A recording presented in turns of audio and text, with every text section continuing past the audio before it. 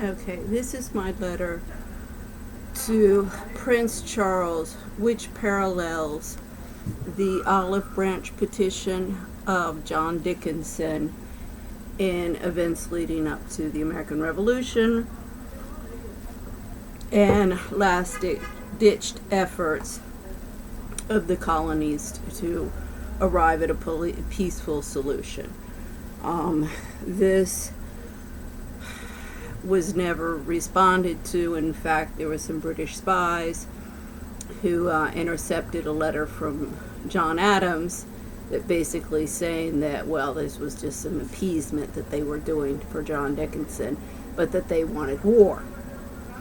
And apparently that correspondence, made King George III not read the letter, or maybe he wasn't going to in the first place, who knows. Anyway, this was January 22, 2018, and of course I never heard back. I do my boarding school in England. One of my roommates was Lady Henrietta Bathurst, who is sister to Earl Bathurst, who is a good friend of Prince Charles. And this is where, I'll never use my contacts or networks for my own personal gain, but I will do it for, the general welfare, if you will, and really why I came up with the idea for global expats. I know that's a novelty these days, believe me. My parents passing and my siblings kind of came to understand to what extent. So, Your Royal Highness, as I say, well, I did, to the Hetty, I did send a letter to her brother, and to her via her brother. It did get sent back, and they gave me an address in South Africa, but I've had to be moving. That was, through 2016, then I had to move into this god-awful 2-bedroom apartment up in Fort Totten with an immigrant family. Horrible situation. So everything was in storage, and then getting here, I did send it eventually to her in South Africa, but that's got sent back as well. So, I'm just one person. I can only do so much in a day, and I'm exhausted. So, January 22nd, 2018, Your Royal Highness. With my humble duty, I am contacting you regarding the dire state of world affairs and your family's power and authority in addressing the underlying problems, namely the escalation of nationalism, violence, and political extremism in countries around the world. In order to eradicate these dysfunctional trends, it is imperative that Western economies, with the USA, England, and Western Europe taking the lead, produce the paradigm shift. Leaders within the development community, particularly Jim Yong Kim, President of the World Bank, Antonio Guterres, and Ban Ki-moon, Secretary and former Secretary General of the United Nations, have been and are advocating. Unfortunately, due to rampant bureaucracy and mismanagement within their respective organizations, along with the International Monetary Fund, under Managing Director Christine Lagarde, and other Bretton Woods initiatives, they are all failing to produce the paradigm shift that they themselves are vocally advocating. The beginning of the current state of world affairs can be found in the global expansionism under Queen Elizabeth I, and rise of the British Empire in the following centuries. European monarchies followed the lead of the British in the 16th century with colonization based on domination and oppression of the entire world. This set the scene for modern-day globalization, the good and the bad. It also set the scene for World War I and World War II, with the possibility of mankind's self-annihilation confronting the consciousness of man with a burning challenge.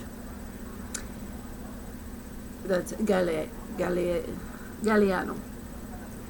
And which provided the genesis of the modern-day human rights movement.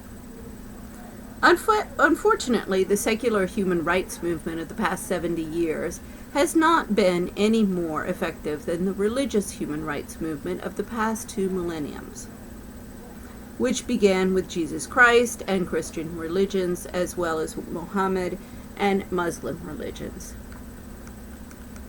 During my first stance living abroad in England in the mid-70s, I often heard questioned the role and legitimacy of the English monarchy, a debate which I believe I can lay to rest in the defense of constitutional monarchies, particularly the model provided by the British Crown, as well as Spanish Crown under its present constitution and legal codes. Members in my family tree have been debating and discussing the legitimacy and structure of effective governing, religious and secular,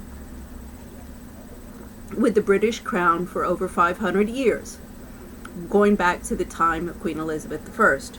Thomas Wilcox was co-author of Admonitions to Parliament, Puritan Manifesto 1572, in which he called for reforms within the Church of England and British Crown due to systemic abuses of power and concentration of wealth and hedonism of the ruling elite, as explained in my blog, Economic Stability, the Puritan Manifesto, and the 2 Mr. Pens, Part 1.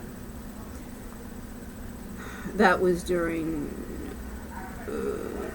early 2016.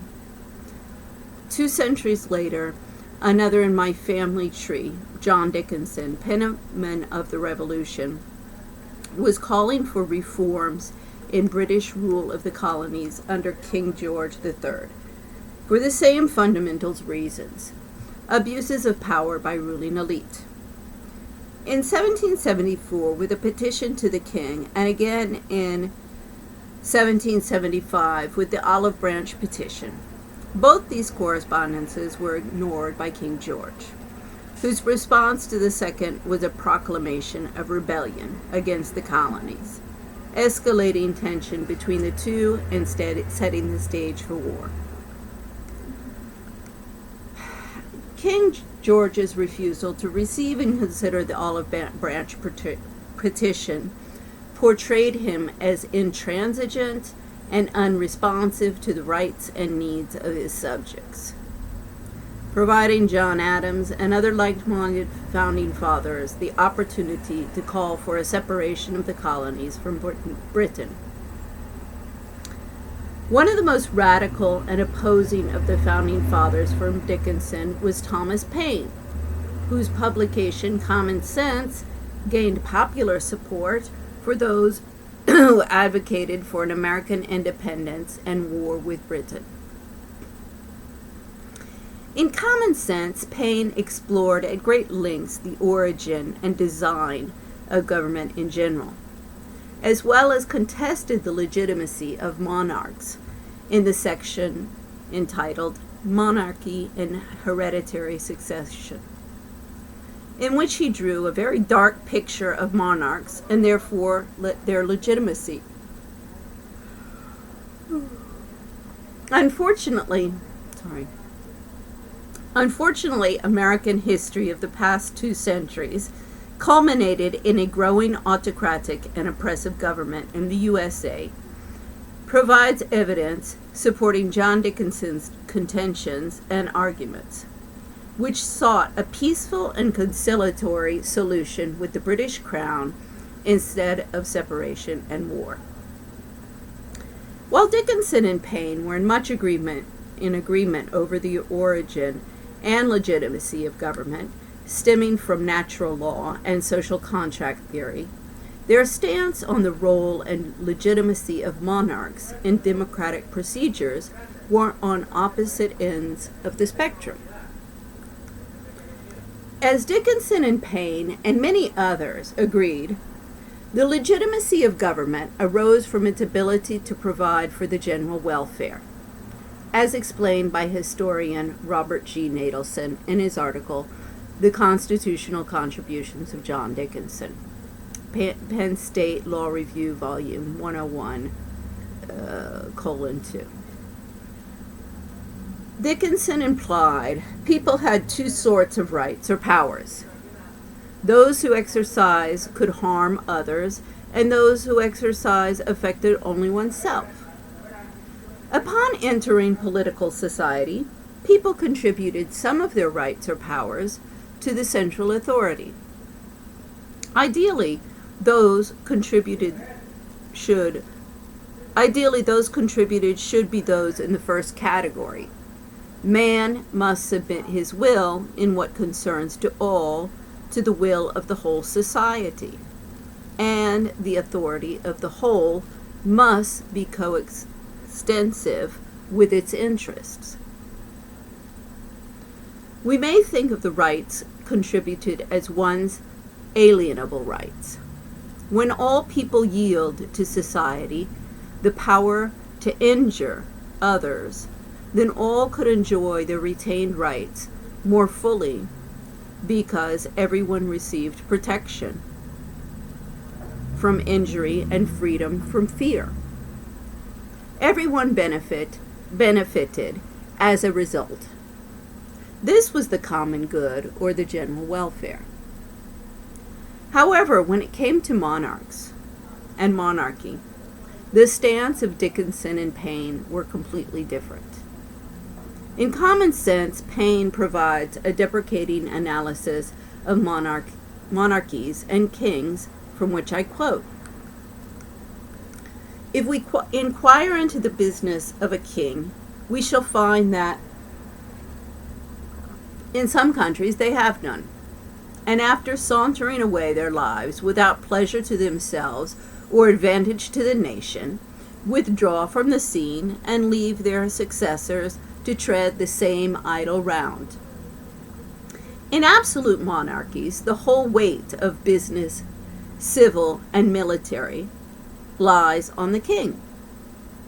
In England, a king hath little more to do than make war and give away places, which in plain terms is to impoverish the nation and set it together by the ears. A pretty business indeed for a man to be allowed 800,000 sterling a year for, and worshipped into the bargain. Of more worth is one honest man to society, and in the sight of God, than all the crowned ruffians that ever lived." Dickinson, on the other hand, appreciated the role and importance of kings within executive branches, particularly within the British monarchy and its ability to assure effective checks and balances between the three branches of government. And I quote again from Nadelson: "Dickinson was an admirer of the British Constitution. In Great Britain, liberty had been preserved, largely by the balance between the House of Lords, the House of Commons, the executive, and the judiciary. In Britain, the executive preserved its independence from the other branches through the prestige of the crown, the power to create peers, the authority to veto legislation, and the ability to influence the Commons with patronage. The British judiciary had become relatively independent, a development Dickinson supported to ensure the purity of the courts of law. For like other good Whigs, he supported the rule of law. That meant that the law was to be kept certain, for uncertainty renders property precarious and greatly exposes us to the arbitrary decisions of bad judges. He followed Beccaria's dictum that good law should prevent radical inequalities and diffuse their influence universally and equally. Now, this gets into my whole case against the Spanish government and my divorce and everything that went on from A to Z. I mean, I don't know. Yeah, I guess I live on a whole different plane or than everybody else, because for me it was right away about the illegality of everything that was going on. I mean, when the what is her name? Maria Jesus Guerrero told me, like, I was the stupid one, that everybody lies in court, everybody falsifies documents, it's expected. I mean, from twice, my case in Spain and then DC landlord-tenant court here. And if anybody goes online, you'll see really nothing about my case. It is all about the laws and the application and implementation of laws and the violation of rights. That's all I ever talk about. This is why nobody understands what I'm talking about. Because I don't talk about my own drama and my own case and my own, I mean, this is one of the things that so angers me with the domestic violence. I mean, in my own personal case in Spain, I mean, how many times I was talking to one of the police officers here recently near Mount Pleasant, because I'm going after these guys on domestic violence laws where I'm living. I mean, this is ridiculous. Today he's starting with gaslighting. To keep the microwave clean, I bought a cover for the food. Well, that's disappeared. So we're gonna see. He's gonna be moving stuff around. I'm sure he did the same with his ex-wife and all sorts of other people. Whatever. He's just looking for more and more problems.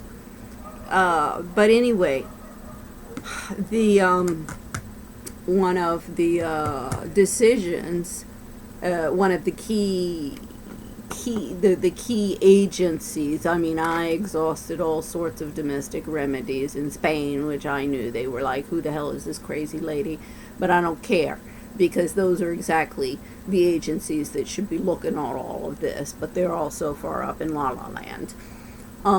So those were just to do the paperwork, so when I got to the international courts, I would have documented everything.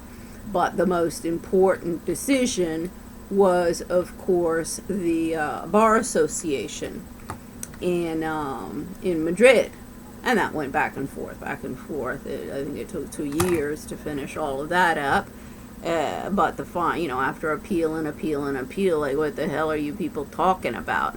Yes, my Spanish is not perfect, but it's certainly understandable, and everything was explained in black and white according to the law. You can criticize my Spanish, my written Spanish, or even my spoken Spanish, all you want. But, and I am sure I will say, yes, you're right. Yes, you are right. I wish I had a professional translator. However, if you attack me on the legal stuff, it's a whole other ballgame. Well, first we'll speak. Well, if we have to speak in abogado, then we're going to have to speak in English. I'm not stupid just because I don't know certain, terms in one language or another. I'm ignorant.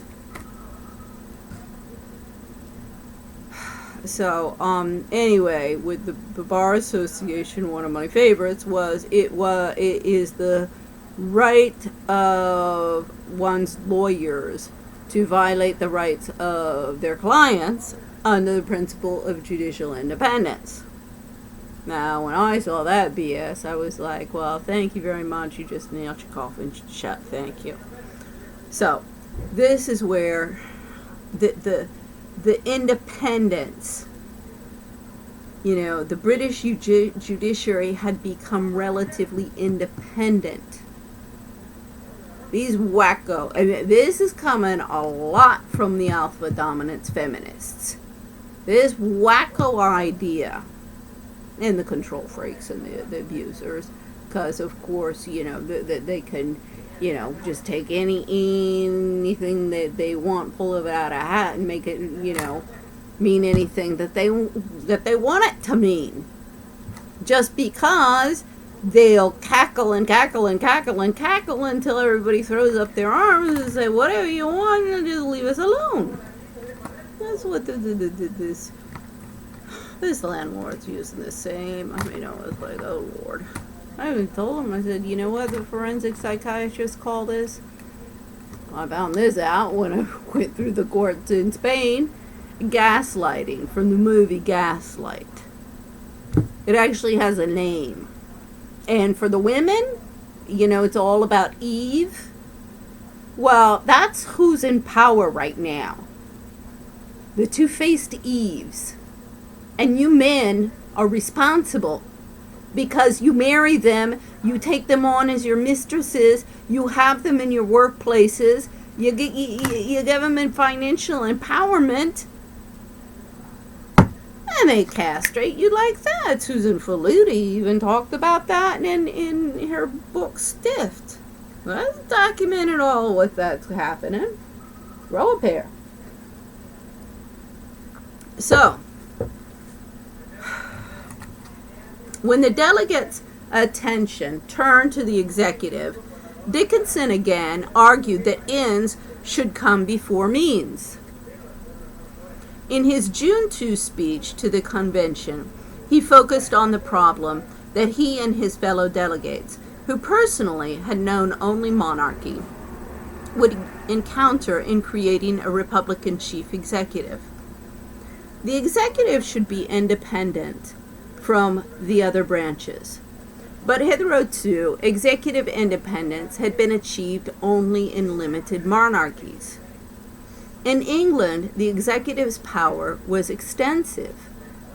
It arose from monarchs' wide powers and from the attachments which the crown draws to itself, that is, the monarch's prestige as a national symbol and his power of patronage, by which he could attach private citizens and members of the House of Commons to the royal cause.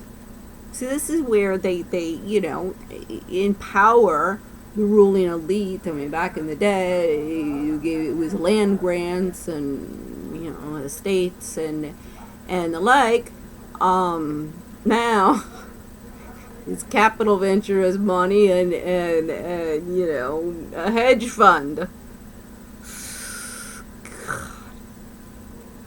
When my younger sister, I think this was 2005, around 2005.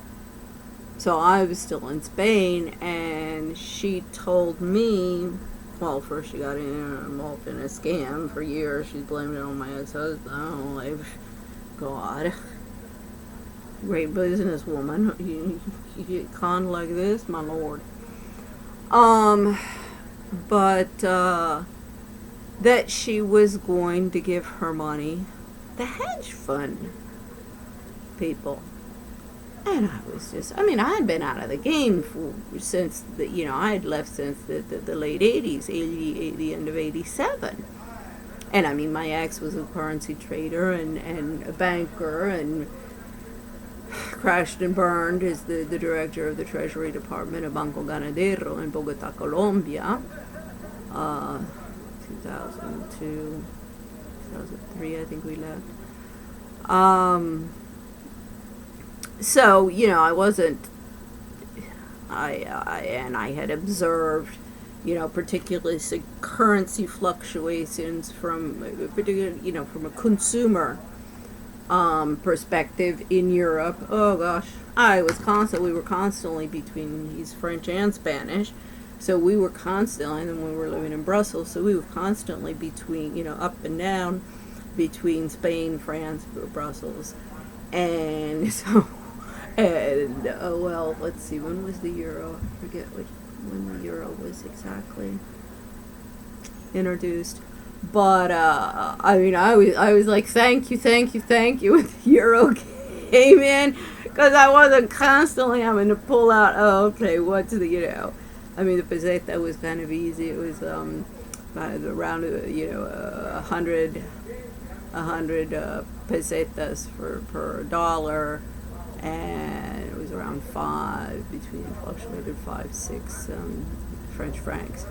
But I was constantly having to, and then when we were looking for houses to buy, and I actually saw the collapse that was coming in 2008 because I was doing an article for expat families about the risks, the elevated risk of buying abroad as an expat when you never know how long you're going to be there, and you can leave at any time, and you expose yourself to your real estate market, particularly if you need to sell fast.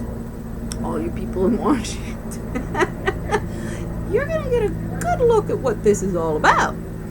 Because if your real estate markets collapse at the same time that your currency collapses, whew, you're wiped out. If you only have the one variable, you're still going to be on, like Americans, they're going to be up a creek without a paddle. But the foreigners, I don't know what the dollar's going to do, because I think everybody's going to, believe me, specifics, no. As I told some hedge fund guy who would come into Kalari, very, very, he knows George Schwelling, or knows George Schwelling by reputation. And we were talking about when I worked for George. And I told him, I said, sure, you give me a slew of economists and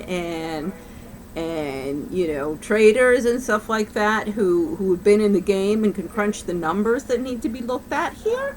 Sure, I could tell you exactly when it's going to come. But no, with my little computers here, and I'm not a stats. There's a lot of stuff I don't know how to do. But a lot of stuff. You guys, I would love to see any one of you doing everything that you think I should be able to do with a magic wand. I'm tired of this magic wand stuff. I told the landlord here, oh God, that's crazy, he's crazy. I said, sir, I do not have a magic wand. Believe me, one of my favorite shows when I was little was Bewitched.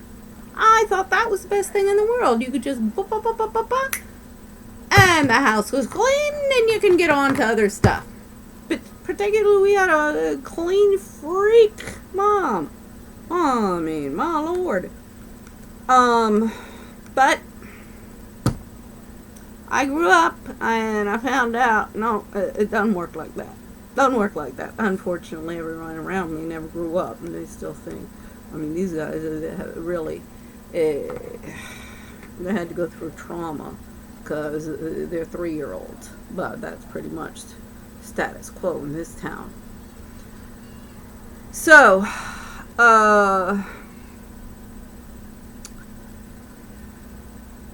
that's why it's important to have a ruling elite that is towards the royal cause, if you will. One of the problems with this country is that, our executive branch, our president, changes all the time, and you really you haven't had any kind of consistency.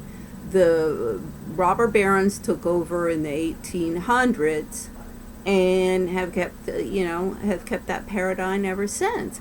And that's why the Civil War, everybody, oh, the last. No, it was, the industrial North, the agrarian South.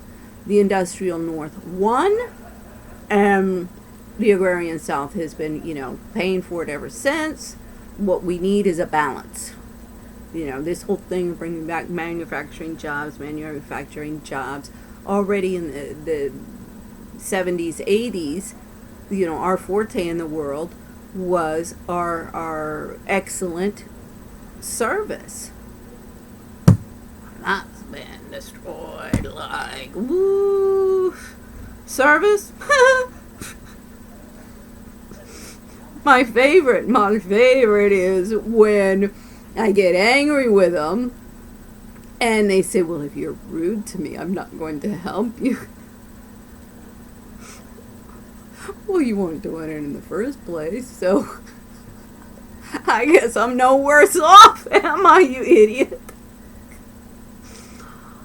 The civil servants in this town need to learn that they do exist to serve the people, not their pocketbooks and up and zipping the zippers of all the sexually deviant men here. So, in America, monarchy was out of the question. The spirit of the times, the state of our affairs, forbade the experience, if it were desirable. The convention's task, therefore, was to look for institutional substitutes that would render a republic executive as independent from the legislature and judiciary as the king was in England. Independent does not mean without oversight. Independent means that you exercise your duties without any undue influence from political influence or any kind of other influence in your decisions or any procedure. That's what the independence of, the three branches. Now the oversight comes in where, okay, let's see your procedure. Let's see the argumentation in your decisions. Was that in accordance with constitutional norms, human rights norms, the law, all of the above? This whole thing, there's not a law, I'm like, well, like, basically we don't have a constitution. If nobody recognizes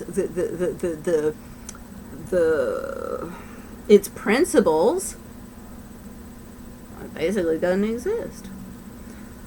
So the advantage of a constitutional monarchy is that the executive branch is influenced by the monarch's opinion and input, with the monarch retaining the right to be consulted, the right to encourage, and the right to warn. Well, I've been warning for many years now. I first came here and said, okay, can you help me? Of course, I'm not going to march into town and start telling everybody what to do. But after, 3 or 4 years of knocking on doors and looking for help and having nothing but doors slammed in my face and saying, there's nothing we can do, there's nothing we can do. I'm like, well, everybody's breaking the law. You have to do something. It's your job. So, then I'm looking at all of the laws and all of the crap, and I'm like, excuse me? No, here, this is what you have to do. So they hang up on me. They still shut the door and slam the door in my face. Well, yeah. After about 6 or 7 years of all of that, I'm done. Now, I tell you what you need to do. This is where I'm warning you, but I'm also telling you the right to encourage, the obligation to encourage, and the obligation to hold your rear ends to the courts if I find that you're not doing your job. This is not, there's this whole thing about politics. Politics is the affairs of the state, not the extramarital affairs of those in the state. All they do in the news, it's just about, who's who and brown nosing and this one and that one. Everybody, the vice presidential debates, they're done deviating to both sides. Nobody answered the questions. Oh, it was a big win for Kamala Harris. Well, I certainly didn't think so. I don't think either one of them answered the questions. They never do. In 1971, the Nixon-McGovern elections. And I spent them in 5th grade.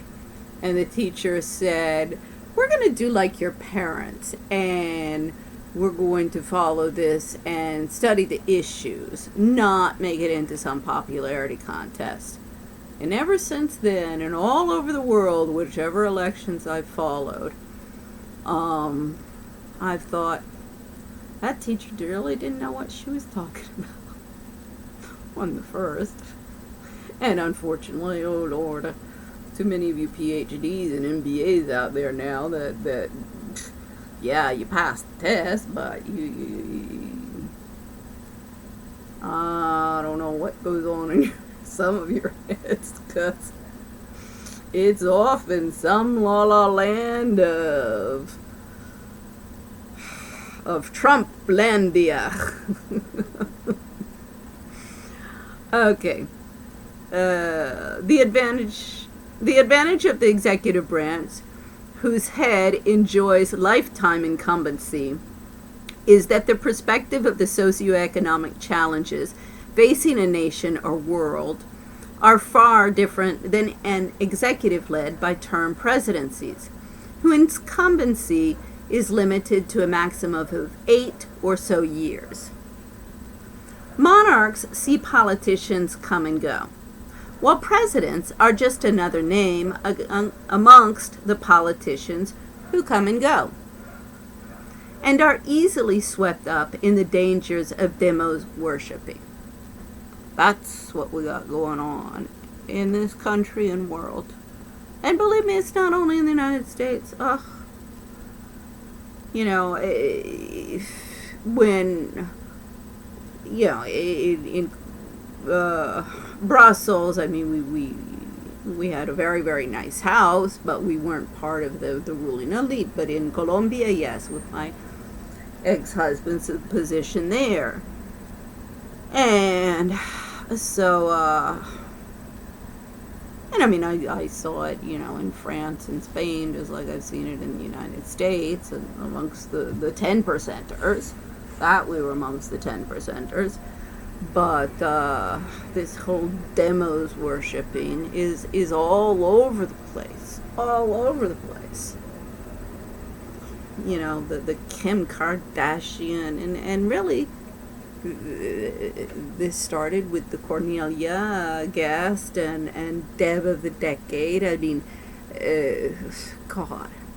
I mean, that's such a sore subject with me, because we didn't have the money, and I thought it was the most ridiculous thing in the world, and my mother wouldn't leave me alone until I just said fine. See, this is how they get, they just badger you until you're like, whatever, it's not that important, so whatever. And that's how they always get their way, until they erode the rights of everybody, and that's what we see in the courts. The populist support for extremist candidates, as seen in the U.S. elections last year, and the rise to power of Donald Trump, is a perfect example of that danger and its consequences. Europe is on the same path as the USA, due to the disempowerment of the monarchs over a century ago, caused by long-standing abuses of power and bad governance of reigning monarchs in centuries prior. Man's quest for a just and sustainable form of government is still very much a work in progress. Contrary to the many contentions by American politicians, press, and people lauding the American democratic model as a utopian form of government. Please find below a detailed report of how and why Washington, D.C. is no different than Berlin in the rise to power of Adolf Hitler and Nazism. Included in the analysis is the role of the International Monetary Fund, World Bank, and United Nations, as well as the Democratic and Republican parties have played in that rise. The IMF, World Bank, UN, and other international organizations were created in the aftermath of World War II in order to prevent another world war. Obviously, and the destruction of our planet. Not doing too good on that side. However, instead of fulfilling this mission, they have been and are assuring the demise of the planet in another world war through global warming, or both. Not only do the many actors who are implicated in the dire state of world affairs need to be exposed, disempowered, and held accountable, but the few, the very, very, very few, I've been searching, I searched in the 80s, and I've searched in the past decade, and it's harder than finding a needle in a haystack. But the few honorable and diligent people within systems, anybody out there raise your hand, who can reverse this self-destructive trajectory of the planet, need to be empowered, given a voice, and properly managed. Oh my Lord, get these HR people out of here. They are crazy. I keep on telling everybody. You see your HR people coming at you with a bunch of papers, a work plan, and an acronym, particularly a new acronym. Oh, turn around and run as fast as you can. Lock the doors!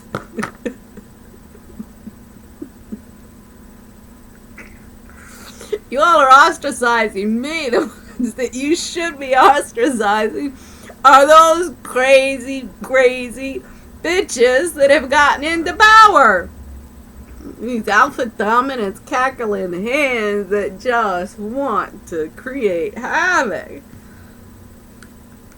I mean, I know everybody loves Nancy Pelosi. Well, not everybody. But when she sent me to the back of the line for my second question, because she didn't like my first question at Mom's Rising, I was like, okay, Nancy, I got your number. See, this is the advantage. Yes, I'm an old lady. Yes, I'm an old lady. I get it. All of you people in Washington, who are just spitting on me because of how old I am. But the advantage of being an old lady, a dowageress, if you will, is you've seen it all. You read people, you know people, you've been around the block more than several times. And I've been around the block, around the world several times. And you don't get intimidated easily. Particularly if you know you're smarter than your interlocutor, and you know more about the subjects that you're talking about than this expert in front of you. Believe me, people, all of these pretentious experts aren't so smart. They just, they blah, blah, blah, blah, blah, blah, blah, blah, blah, blah, blah, blah, blah. And that's why they need a whole bunch of stupid idiots, you know, for their wives, their mistresses, and their secretaries around them who won't notice that they really don't know what they're talking about. Okay, so there is much talk in the international arena about empowering leaders of the next generation. However, it is not our young to which we must look for leadership, but rather to our own generation and people like myself who opted out of the game and instead have been observing the game and its major and minor players, and I've had a front row seat, with disgust for the past 40 years.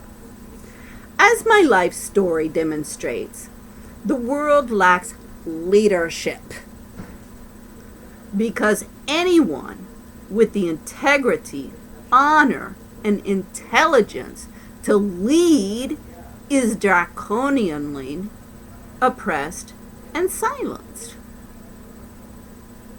I returned to the USA in 2009, right after Barack Obama entered office,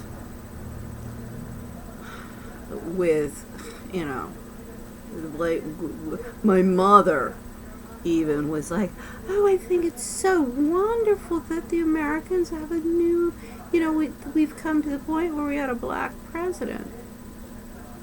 Now, she is so right-wing extremist. I was like, oh, Lord. Of course, he's a puppet. If she is good to go, that Obama's in the White House, and I mean, particularly after everything that she did in the 80s to destroy my political ambitions, and again in the past decade, particularly 2016, I mean, that is, I still can't wait to find out all of the details on that story. But that, you know, was disgusting, but it was a joke. I mean, we still laugh about it these days. So, you know, I knew that man was a puppet. After having left Washington and the USA, so I returned to the USA in 2009, right after Barack Obama entered office, after having left Washington and the USA in 1988, disillusioned with the American political process and disgusted with the trajectory of American society and its cocaine-snorting hedonism. Well, they have graduated to opioid epidemic. So I guess the Koch brothers weren't winning, and this is, believe me, I keep on seeing things, hearing things. I'm like, whoa, this makes sense. This fits in. This fits in. This fits in. I guess they didn't plan on a little bitchy, pissed off mom who didn't become brain dead by becoming a homemaker and would figure out all of the little, you know, pieces of the puzzle. Oh, it's taken me time. I'm still looking. But it's all coming together. As I said many years ago when I was at ICD, because one of the guys said, oh my God, I'm always in early, but you're always in earlier than me. And I said, you know, buddy, you got to get up pretty early in the morning to pull the wool over my eyes. So yeah, it's taken me a long time to figure all of this out, but I got their number. So, upon my return, I observed that nothing had changed in Washington, except the homeless. There were more of them. And the fact that the drug of choice of American society has become opioids instead of cocaine. Great advancements. Former President Obama loved to exult about this great country of ours during his presidency, failing to see and recognize the realities of the USA in the past and present. Obama and the Democrats' failure to recognize and address the many socioeconomic problems in the USA during his presidency is in large part responsible for Donald Trump's winning the U.S. election. While Americans love to espouse how their country is the land of opportunity, yeah, when we had the buffalo, before they destroyed it with the Wild West, this was only true for white European settlers, which used predatory and unfair trade practices as well as illegal activity to amass their fortunes. And that, was the robber barons, because, yes, the plantations, but even the plantations didn't amass the fortunes of the robber barons and the industrialists. I mean, yes, that was, I'm not really sure. I've never looked into any statistics if really in the South, the plantations were wealthier than their northern counterparts. I'm not really, I don't know. But it wasn't this huge wealth. And yes, slavery is wrong. So are the alpha dominance feminists who are trying to enslave and transform the status of homemakers and women in the family and home that of a slave. So, okay, you guys are fighting for reparations of slavery. What about the women out there, the homemakers?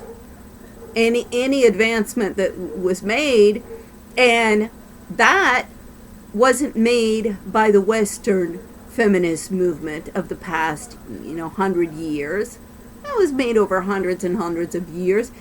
For a long time in under Sharia law, women had more rights than under Western law.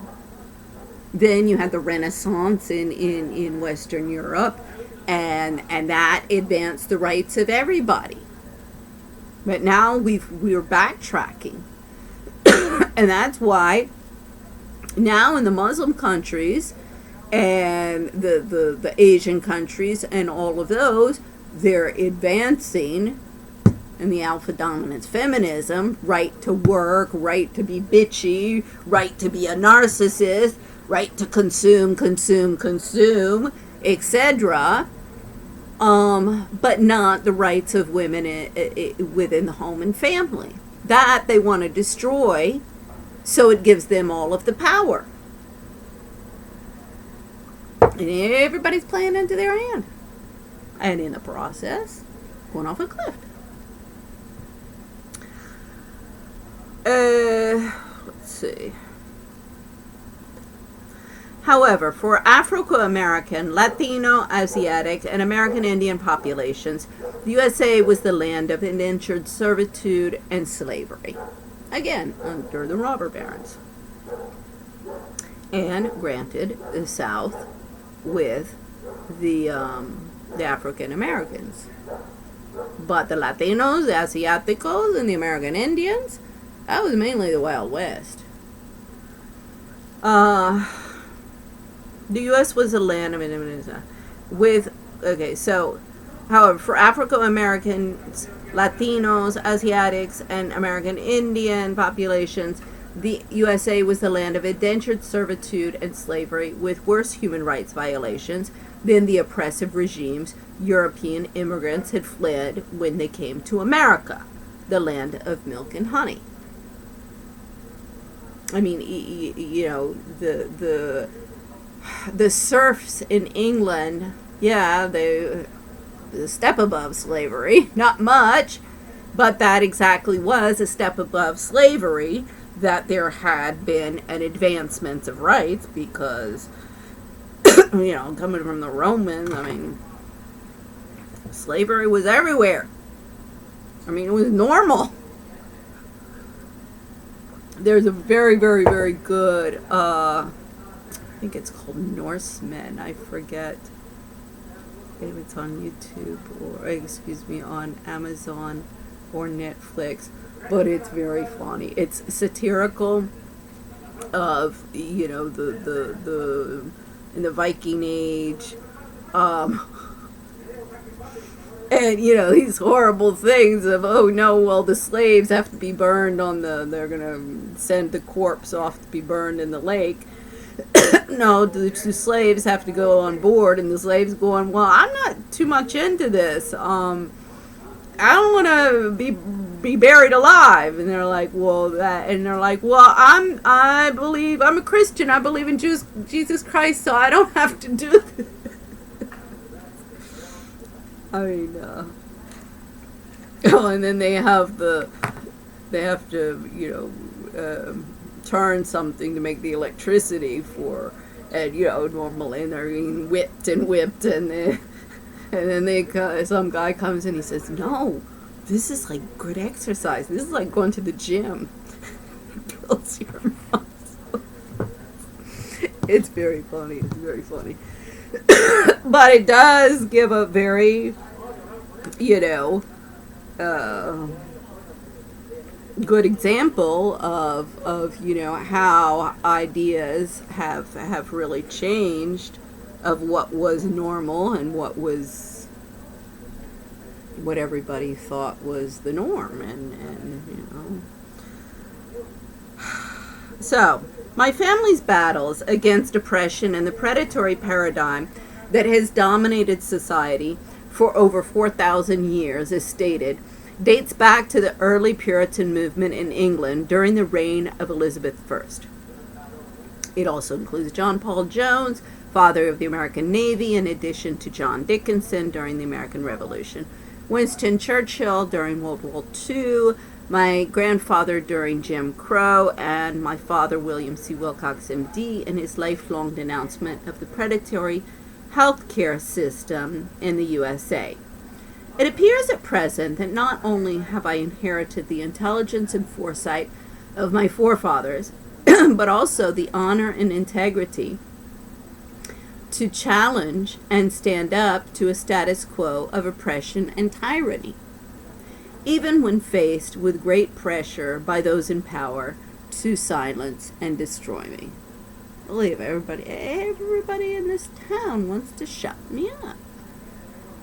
You know, either they're threatened by, you know, I won't bow and scrape to them. I mean, this landlord, like so many in this town, what it is, they suffer, they're narcissists, but they suffer from Munchausen by proxy, which, you know, they're unable to handle any kind of difficult situation.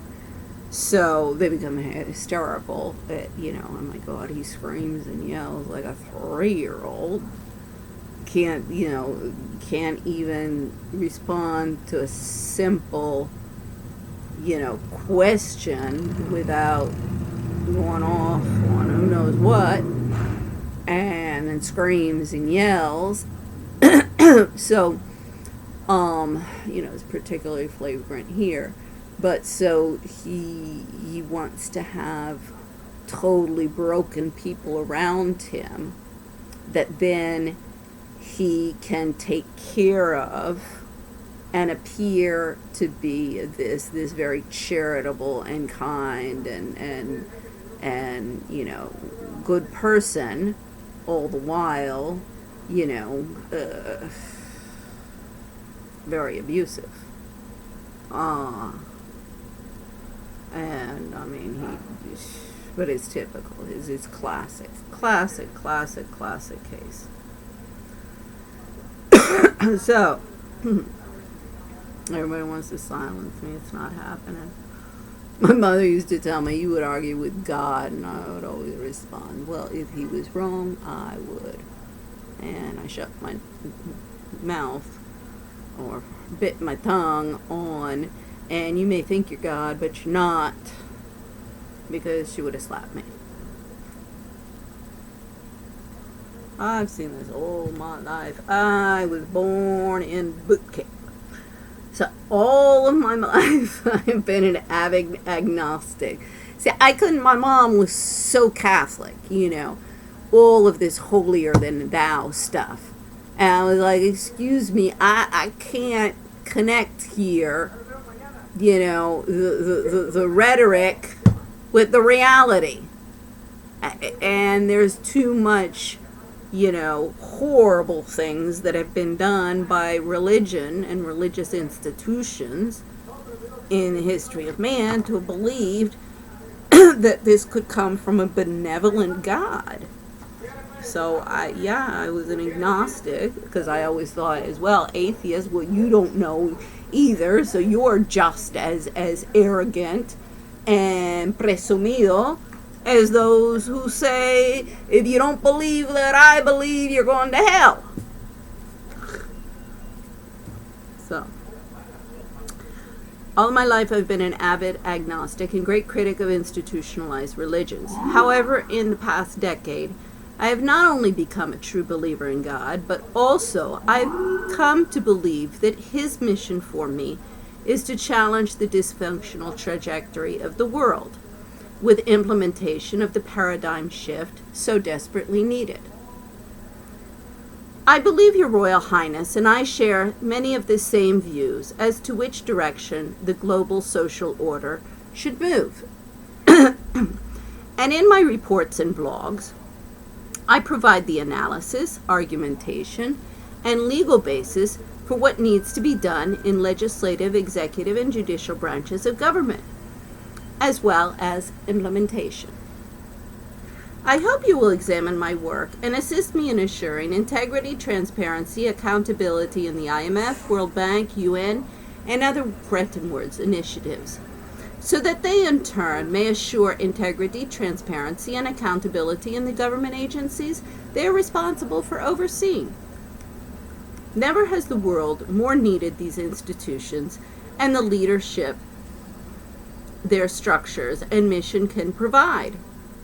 However, these organizations, just as the government agencies they have a legal obligation to oversee, must be drained of the many, many seat warmers and game players that have been in control of them for decades, and properly empowered the few honest, decent, hardworking, and competent people within them. The challenge from a public policy perspective is one of human resource management, not of training and more training, networking and more networking, and workshops and more workshops at great cost to taxpayers. Thank you in advance for your valuable time and consideration. I apologize for my lengthy correspondence. However, an exhaustive intersectional approach s'oblige. Your humble servant, Quimby Wilcox. Then it gets into a whole report, which I won't read the whole thing. It's actually kind of short for my reports and is only 55 pages long. Believe me, when I saw that everybody was just going to play the ignore her till she goes away game, ignore her till she goes game, I said, okay, fine. Well, then I'm going to amuse myself, document it all, lay down my card, and wait till we get to the end of the road. I mean, one of the court-appointed lawyers in Spain. Oh, God. The first two actually were, I mean, they did their job correctly. They didn't mess with me. And, they didn't try and destroy the procedure. But this guy, you remember Jerry Lewis? The professor with the glasses and the buck teeth and short-sighted and all of that. Well, that's what this was. And he said, lady, this is not a game. And I said, oh gosh, buddy, you really don't understand, do you? You really don't understand. Of course it's a game. Of course it's a game. And it's a Machiavellian game. And that's what's worrying when you got lawyers out there who are telling you this is not a game. When that's all it is. Nobody has any understanding of the law, legal principles, or anything. It's all procedural, and it doesn't matter if you violate the rights of people, if you break laws or anything, if you just file the paperwork, however. So in that arena, it's super easy to get away with murder. And that's what they're doing. And that is a consequence. Well, it's a historical consequence that dates back to why the Americans, sought separation from Britain. But it's also, a consequence in the short term of the failed war on drugs and the damage that it's done to the rule of law, just like Prohibition did. So, it's got to stop. Just say no to the war on drugs.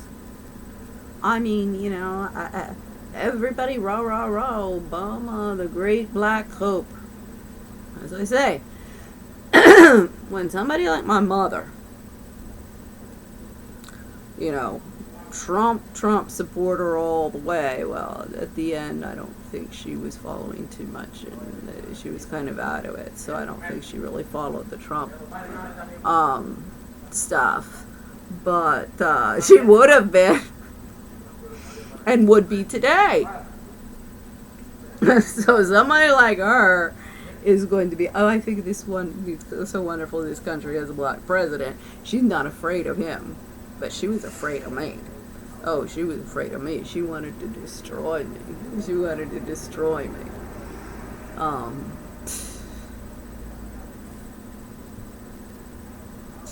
Until the end. It's like the scorpion and the frog.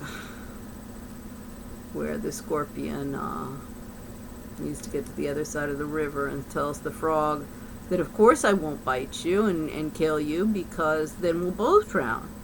Then before they get to the other side of the river, the scorpion bites him and they both are drowning. And the frog says, why'd you do that? And the scorpion says, I said we're both dying. You said you wouldn't do it because we would both die. And he said, it just was, say in French, plus fort que moi. So it was stronger. It was, I couldn't help myself.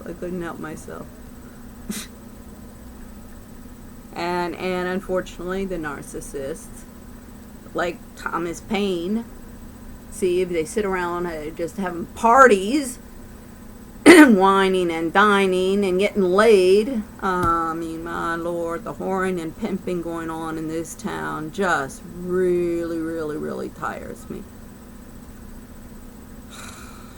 I mean, I'm not proposing to go back to the 1930s, 1920, because I, even as a child, said, it's very strange because there seems to be a lot of babies that are born every year in this world, in a world where apparently nobody's having sex. Nobody's supposed to talk about it. Doesn't exist. We don't want to prepare our daughters or our sons, for any kind of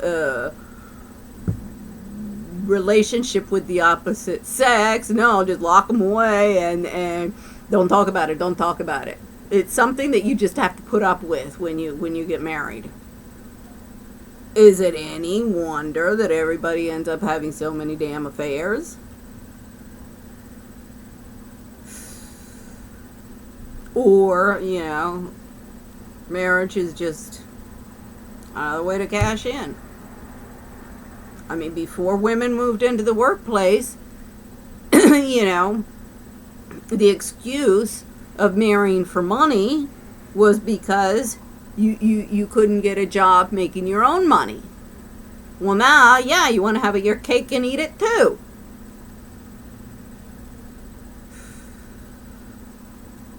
I mean, the narcissistic women in power today, they're driving all you men off a cliff.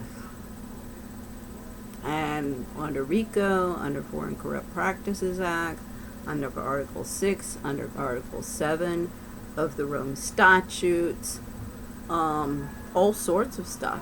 I mean, I'll get through all my letters up on Capitol Hill, all everything that I've done to prepare this case.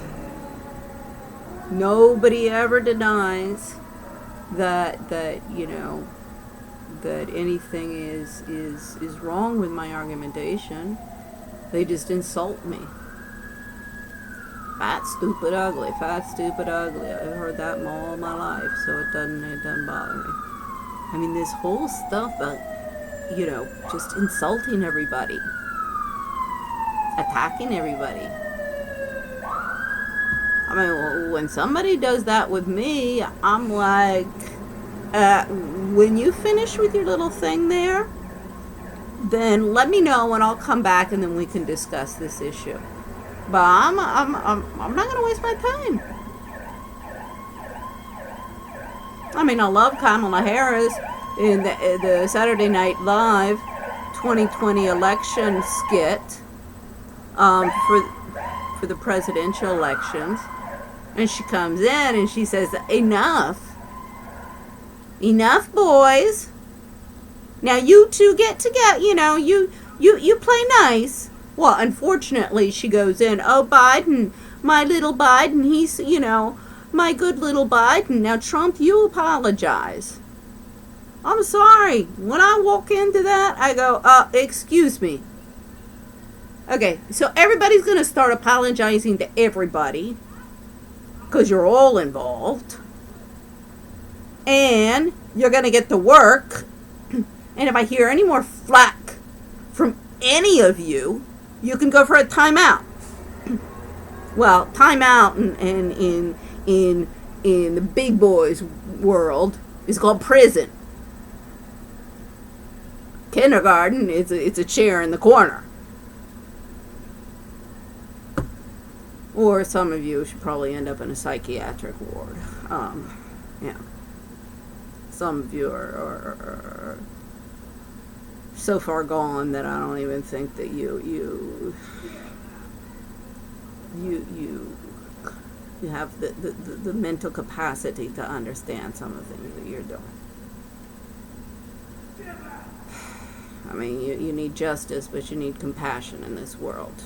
But justice and accountability. And it's going to happen.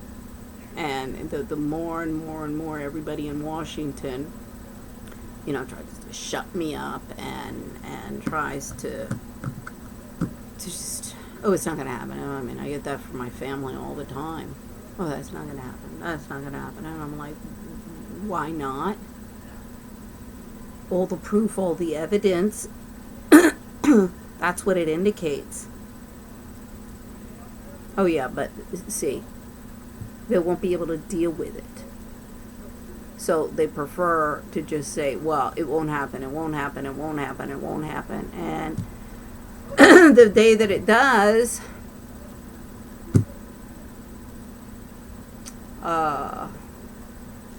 they'll start, running around conning and scamming and trying to figure out how they're going to deal with it. It's just like Christine Lagarde. It was Harvard University with Larry Summers was saying, oh yeah, until you get into a crisis mode, you really can't get anybody to do anything. Well, you can't deal with issues and problems, then you better get out of the game. Otherwise, you will be removed. Just like Trump. See, I've got an extraction plan, just like the military or whoever is already preparing an extraction plan for Trump. I've been preparing my extraction plan for all of you guys in the swamp for many years. I mean, I know, you know, violence, that's not my bag. You won't get me to, you know, I'll write you 1,000 letters. I will, you know, come after you and come after you and come after you and come after you. See, this is where I'm like the abusive women. When I want something, when I've set my mind to something, and my mom said, she always said in this way, she was afraid of me, that I would never fail. You don't? And I said from the beginning, told the lawyers, I said, don't mess with me. Don't mess with me. Because I'll come after you. And I do not lose. I'll get into a fight.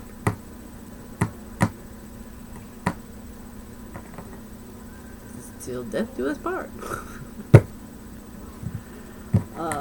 Yeah, I know what the founding fathers, you know, what would propel. I understand what would propel people to go to war.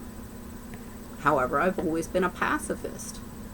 I've been disgusted by all of the violence around me, starting within my own, you know, family. My mother, not my father.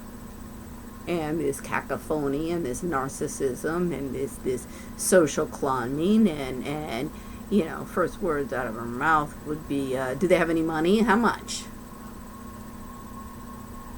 See, I know how the wealthy must feel with all the parasites around them. Like Doug Shar told me, he said, you never know if people are your friends because of you know, being your friends or how much money you have. Well, I mean, I've known that. I mean, I've never had great wealth. In Bogota, I had, you know, social standing and and I've had $1 million apartment. Of course, when I had the $1 million apartment, everybody wants to come and see me. When that's gone, you don't hear from boo from anybody. Believe me. This narcissistic epidemic, this narcissistic game that everybody wants to belong to, when you get deposed and ousted, ciao, bye-bye, have a nice life, hope you'll be okay, we gotta get back to our parties. And I mean, you know, not being invited to the parties anymore, really, I was so tired of that in Bogota, but even in Madrid, because that's all my ex wanted to do. So, you know, believe me, you do not offend me, you do not insult me, you do not hurt me, you do not, I am more than happy to, you know, I would love just to go back to my children. And unfortunately, this town needs to be cleaned up, I guess, before I can do that. So, okay, well, that's the, you know, the letter to Prince Charles, and there's a link, I'll put a link at the bottom of the video with the entire report that goes into basically what Prince Charles should be telling the IMF, the World Bank, and the UN they should be doing, and to get their act together. Because the monarchies in Europe are going to go down. They will go down. And I would say, you know, the British monarchy has the most to lose. Well, the Spanish monarchy as well. And the Spanish monarchy is particularly because with their constitution and legal code, it's gold mine. There's no excuse. No excuse for what's going on in that country. Except that they've got a legal community that's totally out to lunch, and people like Baltasar Garzón, universal jurisdiction expert, Well, he should take a look at everything that I've done on universal jurisdiction and tell me where I'm wrong. One place. One single little place. I'm sure it won't find it. But too busy on his podium, along with Ingrid Betancourt in Oxford. I mean, everybody is just out schmoozing-n-cruising and on their podiums to care. Have a nice evening, and please be safe. Bye-bye.